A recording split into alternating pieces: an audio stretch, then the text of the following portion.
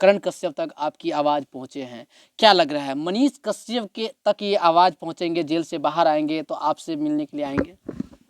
उम्मीद करते हैं सर, और नहीं आएंगे तो हमें फ़र्क नहीं पड़ता। हम यह नहीं कहते कि मनीष भैया मेरे पास आए, नहीं सर, मेरे पास नहीं आए, हम खुद चल के मनीष भैया के पास जाएंगे और हम खुद मिलने का प्रयास करेंगे। और मेरा मकसद यह नहीं रहेगा कि मनीष भैया के पास पहुंच के मनीष भैया को हम अपना टैटू दिखाएं कि हम टैटू छपवाएं, नहीं सर।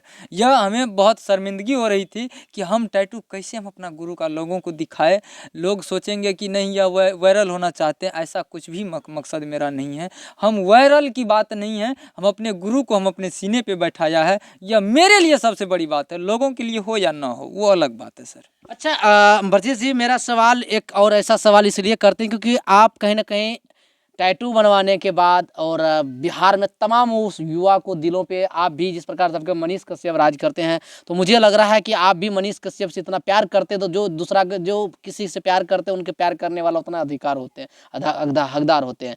तो हमारे कहने का मतलब है कि मनीष कश्यप को पत्रकारिता करना चाहिए या आने वाले समय में भविष्य में कोई नेता के पद पर खड़ा होना चाहिए, किस दोनों रूप में से किस रूप आपको देखना चाहिए? देखिए, सबसे पहली बात है कि आज मनीष भैया को लोग पत्रकार के रूप में जानते हैं, मनीष भैया को एक समाज सेवी के रूप में जानते हैं।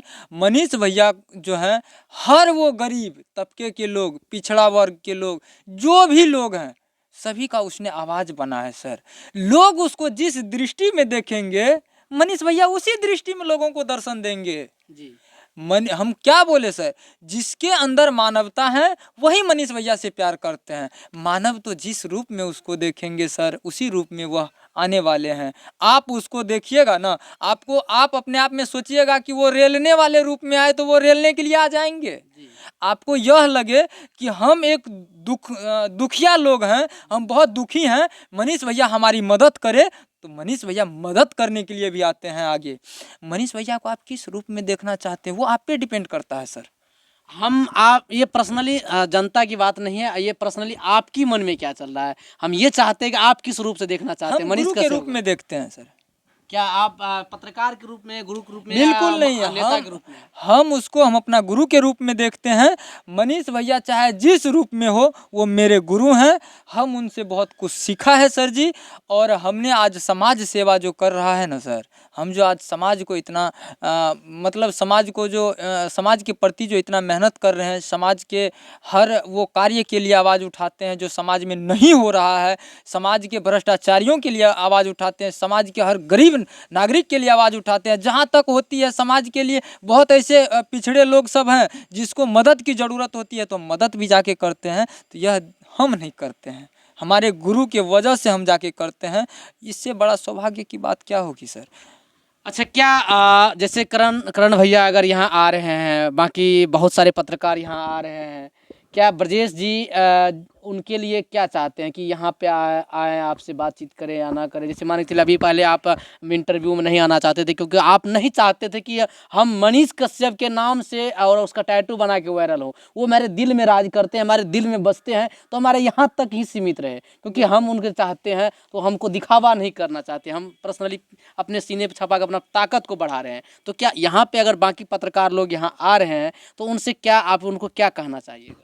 देखिए, सबसे पहली बात है कि पहले तो हम सोचते थे कि अब सोशल मीडिया पे नहीं आना है और पर्सनली हम अपना चैनल से जो रिपोर्टिंग है वही करेंगे, हमें टैटू किसी को नहीं दिखाना है। लेकिन अब तो दिख गया सर, अब जब दिख गया तो जितने भी पत्रकार बंधु हमारे बिहार के हैं तो सब तो मेरा भाई ही है ना सर। हम सब एक ही परिवार से बिलोंग करते हैं। एक मेरा पत्रकार जो भी हैं पत्रकार हैं वह एक परिवार है, पत्रकार का भी एक परिवार है, हम उस परिवार के एक सदस्य हैं। अब जो हम उनसे छिपाएंगे तो इनसे बुरी बात क्या होगी सर। हम किसी से छुपा नहीं सकते हैं। जो भी पत्रकार बंधु आएंगे मेरे लिए सबका रिस्पेक्ट है, हम सबको नमन करते हैं, आए कोई दिक्कत नहीं है सर। अब जब दिखा दिए हैं तो देखिए, हम किसी के अरमान को काहे सर ठेस पहुंचाएंगे। अब वो कहेंगे कि ब्रजेश जी आपका हमें बैट लेना है, आपसे हमें आप मनीष कश्यप जी का जो आप टैटू बनवाए हैं हमें दिखाना है लोगों को, उसको जो है घुम्बा ना हो, यही हो। हाँ ठीक। Hello hello. जो मनीष भैया के लिए कोई फ़ोन करेंगे, हमको पत्रकार लोग फ़ोन करेंगे और वह बोलेंगे कि ब्रजेश जी आप जो मनीष भैया का टैटू छपाए हैं हमको दिखाना है, हम आपसे इंटरव्यू लेना चाहते हैं, हम उसको बोले कि नहीं देंगे, तो सर उसके दिल में कितना ठेस पहुंचेगा। अच्छा ठीक है, ये बात तो हम लेकिन थोड़ा पिछले मुद्दे पे जाएंगे। आपको अचानक, जैसे कि हम लोगों को नहीं बताए, हम आपकी बगल में रहने वाले आपका मित्र हैं, अच्छा हम लोगों के बीच में बात, हमारे दोनों के बीच में हमेशा बातचीत होता रहता था हमेशा, लेकिन अचानक ये पटना जाने लगे तो हमको नहीं बताया कि रीज़न क्या है जाने का, मकसद क्या है जाने का इसका। अचानक मुझे छोड़ करके अचानक ये पटना चले जाते हैं। वहाँ से हम इसको कॉल करते हैं, हाँ दोस्त कहाँ है, तो ये बोलते हैं कि पटना में है। आप किस मकसद से ये नहीं बताना चाहते थे? आखिर इसके दिल में चल क्या रहा था? आखिर हमको क्यों नहीं बताया आप? आखिर क्यों आप अचानक पटने चले जाते हैं, पटना में जाकर मनीष कश्यप टैटू बना दे? ऐसा क्या आपके दिल में मन में आए कि आप जाकर अचानक फोटो उसका सीना? सबसे पहली बात है सर, आप किसी से प्यार किए हैं? बिल्कुल किए हैं। बिल्कुल किए हैं। शायद जब आप प्यार किए हैं तो आपको यह पता होगा कि जब दिल टूटता है ना, जब दिल टूटता है तो यह समझ लीजिए सबसे बड़ा रोग कैंसर है सर। और लोग जो कैंसर से पीड़ित होता है, जितना दर्द उस समय होता होगा शायद उससे ज़्यादा दर्द दिल टूटने के बाद लोगों को होता है। इस चीज़ को मानते हैं सर। जब हम अपने आप में सर अकेला महसूस करने लगे तो फिर इसी के याद के सहारे हमने सर दिन काट रहा था। और फिर यह मेरे दिमाग में आया कि कहीं ना कहीं याद करने से कुछ नहीं, इसको जब दिल में बैठा लेंगे ना तो फिर से मेरा सीना वहीं के वहीं चले जाएगा, फिर से मेरा आवाज़ बुलंद हो जाएगा, फिर से अपने आप में हम मजबूत हो जाएंगे। आप खुद जानते हैं सर, जेल चल गए थे, हमको साथ देने वाला कौन था? इसी के बलबूते हमने जीना सीखा है सर, इसी ने हमें जीना सिखाया है। आप खुद जानते हैं, मेरे परिवार में रहते हैं, आते जाते हैं, हम फैमिली से भी टूटे हुए लोग हैं।